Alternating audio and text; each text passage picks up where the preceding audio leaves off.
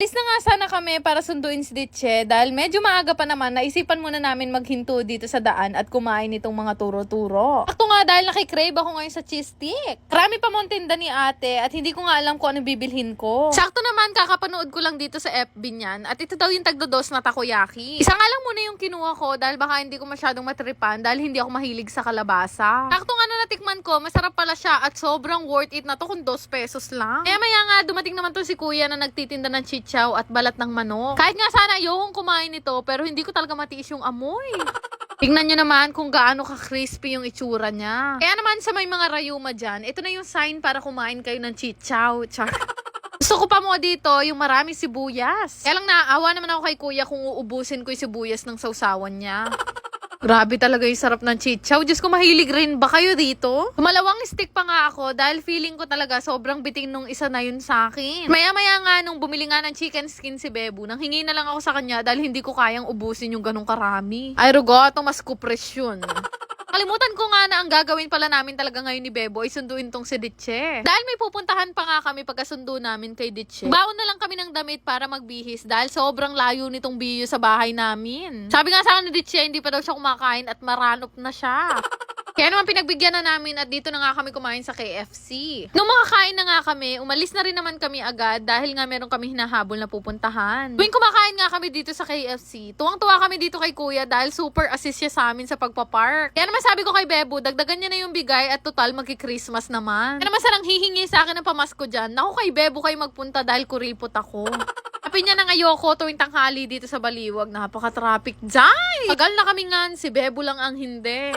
Esta nga ngayon dito sa Pinagbarilan, Baliwag, Bulacan. Kaya naman nagpunta kami dito kasama ko si Ditche at si Bebo. Kapanata kasi si Ditche dito kay Santa Lucia. Kaya naman taon-taon, umulan, umaraw. Naku, hindi pwedeng hindi namin maidala dito si Ditche. Pero maniwala kayo sa hindi. Kami kasi pinaniniwalaan namin na malaki yun na itulong sa amin ni Santa Lucia para makakita ulit si Ditche. At oo, nabulag kasi si Ditche nung time na nagka-cancer siya. Kaya naman taon-taon, talagang binibisita namin si Santa Lucia dahil binigyan niya ng paningin yung kapatid ko. Kung matatanong nyo at hindi kayo familiar kay Santa Lucia, siya yung santo na may hawak na mata. Nahabag naman ako sa wish ng kapatid ko ngayon. Ang gusto daw niya ay luminaw na yung mata niya dahil nahihirapan siya kasi ang labo talaga. Pero ayun na nga, sumaglit lang naman kami at sayang nga wala palang misa. Iyo ba matanong ko lang, anong santo nyo dyan sa barangay nyo? Pauwi na nga sana kami, kaya lang chinat naman ako ng pinsan ko na nandito din daw sila sa Pinagbarilan. Yung jowa niya palang si Shaira, taga dito. Ko kakain na naman kami, kaburiko. Sumaglit lang naman kami doon dahil medyo busog pa talaga kami dahil sa kinain namin kanina. Actually, nagwa-vlog din pala tong si Shaira. Papalo naman ng Facebook page niya. Suportahan din natin siya ng bumabata. Makauwi nga kami, naalala ko meron nga pala akong nabili sa Shopee nung nakaraan. Stress nga ako kakahanap, nasa sulok pala. Umili kasi ako nitong kautuang straw na ilalagay sa mata hanggang sa higupin ng higupin. Basta mahirap siya i-explain, hintayin nyo na lang mamaya. Yan, pinagdugsong-dugsong ko lang sila, tapos nilagay ko na dito sa coke na binuksan ko. Nabit ko nga siya sa mata, nakita ko kasi ito sa TikTok at nainggit ako doon sa bata na napanood ko. So kasi yung pinahihirapan talaga yung sarili ko eh. Grabe nga ikautuan ko kung bakit ko ito pinagpuyatan ng 12-12 para mabili. Pero okay lang, mukhang nag-e-enjoy rin naman si Ditche. Kaya lang hindi na kami uulit gamitin tong straw na to dahil mukha kaming mga naka-confine.